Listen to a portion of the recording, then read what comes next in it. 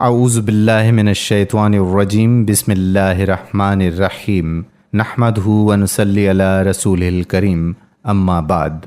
قرآن پاک کے ارشاد کے مطابق کائنات میں موجود ہر شے دو رخ پر قائم ہے۔ اللہ تعالیٰ کا ارشاد ہے کہ اور ہم نے ہر شے کو تخلیق کیا جوڑے دھرے۔ چنانچہ انسانی حواس بھی دو رخ پر قائم ہیں۔ ایک رخ یہ ہے کہ انسان ہمیشہ خود کو پابند اور مقید محسوس کرتا ہے۔ قید و بند میں ہمارے اندر جو حواس کام کرتے ہیں وہ ہمیشہ اسفل کی طرف متوجہ رہتے ہیں۔ دوسرا رخ وہ ہے جہاں انسان قید و بند سے آزاد ہے۔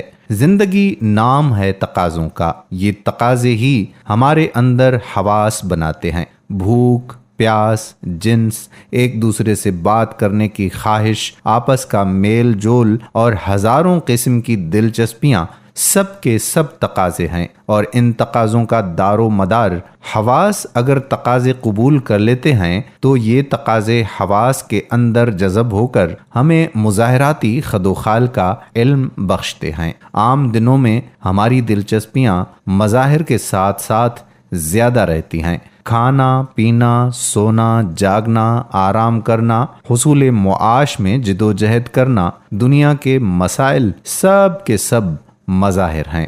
عام دنوں کے برعکس روزہ ہمیں ایسے نقطے پر لے آتا ہے جہاں سے مظاہر کی نفی شروع ہوتی ہے۔ مثلا وقت معینہ تک ظاہری حواس سے توجہ ہٹا کر ذہن کو اس بات پر آمادہ کرنا کہ ظاہری حواس کے علاوہ اور بھی حواس ہمارے اندر موجود ہیں جو ہمیں آزاد دنیا یعنی غیب کی دنیا سے روشناس کرتے ہیں۔ روزہ زندگی میں کام کرنے والے ظاہر حواس پر ضرب لگا کر ان کو معطل کر دیتا ہے۔ بھوک پیاس پر کنٹرول، گفتگو میں احتیاط، نیند میں کمی، اور 24 گھنٹے کسی نہ کسی طرح یہ کوشش کی جاتی ہے کہ مظاہر کی گرفت سے نکل کر غیب میں سفر کیا جائے۔ کائنات میں ہر ذی روح کے اندر دو حواس کام کرتے ہیں۔ نمبر 1 وہ حواس جو اللہ سے قریب کرتے ہیں۔ نمبر 2 وہ حواس جو اللہ اور بندے کے درمیان فاصلہ بن جاتے ہیں۔ اللہ سے دور کرنے والے حواس سب کے سب مظاہر ہیں اور اللہ سے قریب کرنے والے سب کے سب غیب ہیں۔ مظاہر میں انسان زمان و مکان میں قید و بند ہے اور غیب میں زمانیت اور مکانیت انسان کی پابند ہے۔ جو حواس ہمیں غیب سے روشناس اور متعارف کراتے ہیں، قرآن پاک کی زبان میں ان کا نام لیل یعنی رات ہے۔ رات کے حواس ہوں یا دن کے حواس، دونوں ایک ہی ہیں، ان میں صرف درجہ بندی ہوتی رہتی ہے۔ دن کے حواس میں زمان و مکان کی پابندی لازمی ہے، لیکن رات کے حواس میں مکانیت اور زمانیت لازمی نہیں ہے۔ رات کے وہی حواس ہیں جو غیب میں سفر کرنے کا ذریعہ بنتے ہیں، اور انہی حواس سے انسان برزخ، آراف، ملائکہ اور ملائے اعلیٰ کا عرفان حاصل کرتے ہیں۔ حضرت موسیٰ علیہ السلام کے تذکرے میں ایک جگہ رب العزت فرماتے ہیں، اور وعدہ کیا ہم نے موسیٰ سے 30 رات کا، پورا کیا اس کو 10 سے، تب پوری ہوئی مدت تیرے رب کی 40 رات۔ اللہ تعالیٰ فرماتے ہیں کہ موسیٰ کو 40 رات میں تورات یعنی غیبی انکشافات عطا فرمائی۔ فرمان خداوندی بہت زیادہ غور و فکر طلب ہے۔ اللہ تعالیٰ نے یہ نہیں فرمایا کہ ہم نے 40 دن میں وعدہ پورا کیا، صرف رات کا تذکرہ فرمایا ہے۔ ظاہر ہے کہ جب حضرت موسیٰ علیہ السلام نے 40 دن اور 40 رات کو طور پر قیام فرمایا، اس کا مطلب یہ ہوا کہ 40 دن اور 40 رات حضرت موسیٰ علیہ السلام پر رات کے حواس غالب رہے۔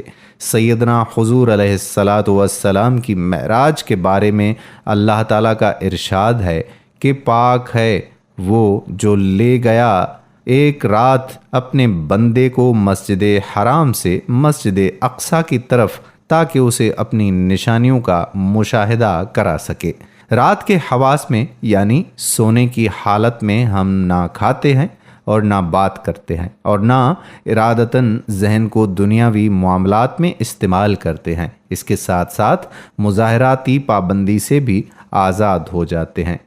روزے کا پروگرام ہمیں یہی عمل اختیار کرنے کا حکم دیتا ہے۔ روزے میں تقریباً وہ تمام حواس ہمارے اوپر مسلط ہو جاتے ہیں جن کا نام رات ہے۔ گفتگو میں احتیاط اور زیادہ سے زیادہ عبادت میں مصروف رہنا، بات نہ کرنے کا عمل اور زیادہ عبادت ہمیں غیب سے قریب کرتی ہے۔ ذہن کا اس بات پر مرکوز رہنا کہ یہ کام صرف اللہ کے لیے کر رہے ہیں، ذہن کو دنیا کی طرف سے ہٹا دیتا ہے۔ زیادہ وقت بیدار رہ کر رات یعنی غیب کے حواس سے قریب ہونے کی کوشش کی جاتی ہے۔ یہ وہی حواس ہیں جن کا تذکرہ اللہ تعالیٰ نے حضرت موسیٰ علیہ السلام کے واقعے میں کیا ہے۔ رمضان کا پورا مہینہ دراصل ایک پروگرام ہے، اس بات سے متعلق کہ انسان اپنی روح اور غیب سے متعارف ہو جائے۔ اللہ تعالیٰ نے ہمیں دو پروگرام عطا کیے ہیں، ایک حصول اور دوسرا ترک حصول۔ معاشیات حصول کا اصول بتاتا ہے، لیکن ترک کا پروگرام اس سے بہت بڑا ہے اور وہ ایسے اصول سکھاتا ہے جو مظاہر سے آہستہ آہستہ دور لے جاتے ہیں۔ اگرچہ انسان مظاہر میں پھنسا رہتا ہے، لیکن اس کی روح مظاہر سے ہٹ جاتی ہے اور آہستہ آہستہ اللہ سے قریب ہو جاتی ہے۔ یہ پروگرام آپ کو اللہ کے قریب کر دیتا ہے اور اس قدر قریب کر دیتا ہے کہ جس کے بارے میں اللہ تعالیٰ نے فرمایا ہے کہ میں تمہاری رگے جان سے زیادہ قریب ہوں۔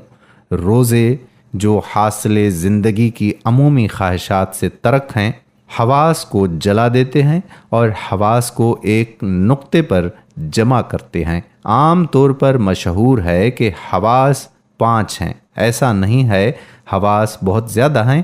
5 ظاہری حواس کے علاوہ پردے میں اور بہت سے حواس ہیں جو ترک سے منکشف ہوتے ہیں۔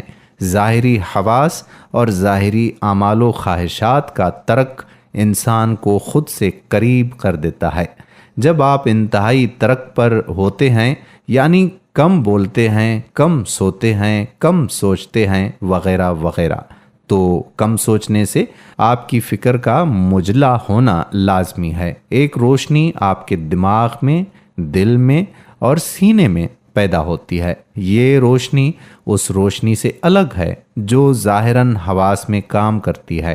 یہ روشنی آپ کی فکر میں رہنمائی کرتی ہے۔ یہی روشنی ہے جس کے ذریعے آپ بہت سی باتیں جو مستقبل میں ہونے والی ہیں دیکھ، سن اور سمجھ لیتے ہیں۔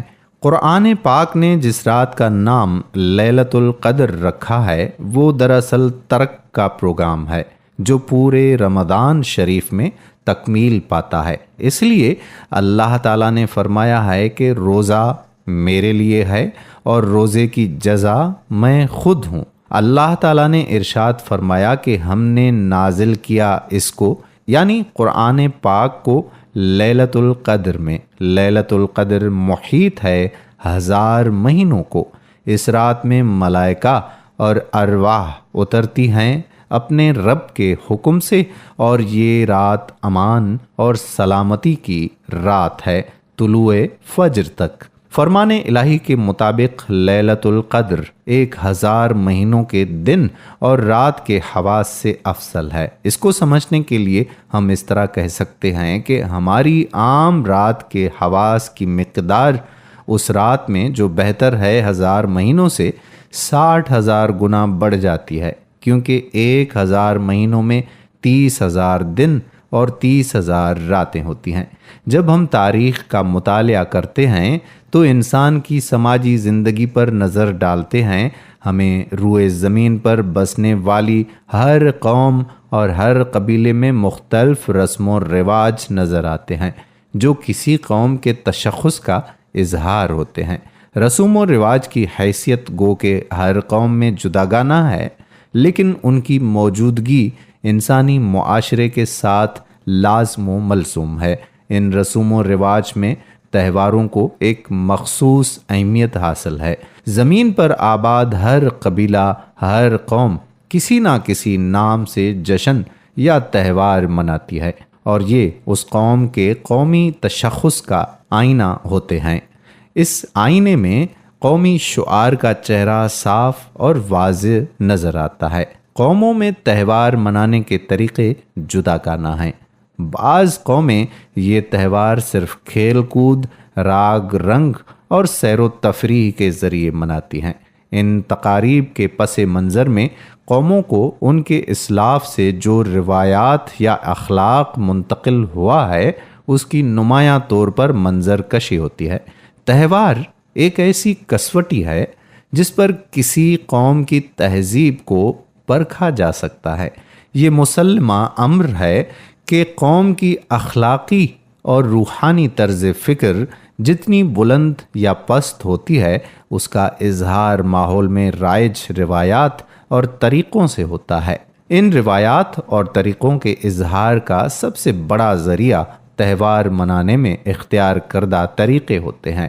یہ طریقے اعلیٰ مقاصد اور بنیادی اصولوں سے اخذ شدہ ہوتے ہیں جن سے اس قوم کی بقا اور قیام وابستہ ہے۔ ہر قوم اپنے ماضی پر زندہ ہے۔ اگر کسی قوم کے پاس ماضی نہیں ہے تو اس کی حیثیت قوم کی نہیں ہے۔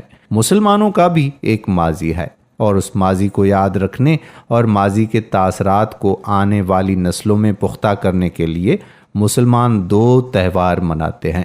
پہلا تہوار عید الفطر ہے، جس کی نورانیت اور پاکیزگی اس امر پر قائم ہے کہ یہ تہوار اس وقت منایا جاتا ہے جب من حیث القوم ہر فرد اپنا تزکیہ نفس کر کے پاک، صاف اور مصطفیٰ و مجلہ ہو جاتا ہے۔ 30 دن اور 30 رات وقت کی پابندی، غذا اور نیند میں کمی، سحر و افطار میں اجتماعیت، عمل میں ہم آہنگی ایسی یکسوئی پیدا کرتی ہے کہ جس کی یکسوئی کے ذریعے انسان اپنے نفس سے واقف ہو جاتا ہے۔ یہ واقفیت آدمی کے اندر بسنے والے انسان کو متحرک کر دیتی ہے۔ جب تزکیہ نفس کے بعد انسان بیدار ہو جاتا ہے تو صلاحیتوں میں اضافہ ہو جاتا ہے۔ یہ اضافہ دراصل ذہن کی رفتار ہے۔ آدمی کے اندر بسنے والے انسان کی رفتار پرواز عام آدمی کی نسبت 60,000 گنا زیادہ ہوتی ہے۔ 30 روزے رکھنے کے بعد آدمی کے اندر کا انسان انگڑائی لے کر اٹھ کھڑا ہوتا ہے۔ وہ نہ صرف فرشتوں کو دیکھتا ہے بلکہ فرشتوں سے ہم کلام بھی ہوتا ہے۔ یہی وہ عید یعنی خوشی ہے جو انسان کے لیے قلبی سکون کا باعث بنتی ہے۔ یہی وہ عمل ہے جو قوم کی فکر و نظر میں ایسی تبدیلی لے آتی ہے جو بندے کو اللہ سے قریب کر دیتی ہے۔ رمضان المبارک کا مہینہ مسلمانوں کے لیے ایک تربیتی پروگرام ہے۔ اس مہینے میں ہر مسلمان کو اطاعت خداوندی کا خوگر بنایا جاتا ہے۔ نفسیات کا مسئلہ اصول ہے کہ انسانی مرکزیت سے قوتوں میں اضافہ ہوتا ہے اور ذہن کو کسی ایک نقطے پر مرکوز کر دینے سے روشنیوں میں اضافہ ہو جاتا ہے۔ جب یہ روشنیاں ذخیرہ ہو جاتی ہیں تو آدمی مادی پستیوں سے نکل کر روحانی رفعتوں کو چھونے لگتا ہے۔ رمضان المبارک کے 20 روزوں کے بعد ایک رات ایسی آتی ہے جس کے بارے میں اللہ تعالیٰ کا ارشاد ہے کہ لیلۃ القدر 1000 مہینوں سے افضل ہے، اور اس کی فضیلت یہ ہے کہ اس میں فرشتے اور روح اترتے ہیں، اور یہ پوری رات اللہ کی طرف سے خیر اور سلامتی کی رات ہے۔ اللہ تعالیٰ کے ہر فرمان میں حکمت مخفی ہوتی ہے۔ شب قدر 1000 مہینوں سے افضل ہے۔ 1000 مہینوں میں 30,000 دن اور 30,000 راتیں ہوتی ہیں۔ مطلب یہ ہے کہ ایک رات کی عبادت و ریاضت 60,000 دن اور رات کی عبادت اور ریاضت سے افضل ہے۔ سیدنا حضور علیہ السلام کا ارشاد عالی مقام ہے کہ شب قدر میں فرشتے اور حضرت جبرائیل علیہ السلام اپنے رب کے حکم سے سلامتی کے ساتھ اترتے ہیں، اور جو بندے شب قدر میں اپنے خالق کی یاد اور محبت میں اور اس کی قربت کے حصول کے لیے جاگتے ہیں، فرشتے اور حضرت جبرائیل علیہ السلام ان سعید بندوں سے مصافحہ کرتے ہیں۔ یہ اتنی بڑی سعادت اور خوشی ہے کہ اس پر جتنا شکر کیا جائے اور جس قدر خوشی کا اظہار کیا جائے وہ کم ہے۔ عید دراصل اسی سعادت اور اسی نعمت کا شکر ادا کرنے کا نام ہے۔ دوستو، ہم امید کرتے ہیں کہ ہماری آج کی باتیں آپ کو ضرور پسند آئی ہوں گی۔ پسند آئیں تو آپ اس ویڈیو کو شیئر کرتے جائیے۔ اگر ابھی تک آپ نے ہمارا یوٹیوب چینل راہ حیات آفیشل سبسکرائب نہیں کیا تو راہ حیات کو سبسکرائب کر کے بیل کے بٹن کو پریس کر لیں تاکہ یہاں پر جتنی بھی ویڈیوز اپلوڈ ہوا کرتی ہیں ان کا نوٹیفیکیشن آپ کو بر وقت ملتا رہے۔ آنے والی ویڈیو تک قادر بخش کلہوڑو کو اجازت دیجیے۔ اللہ حافظ۔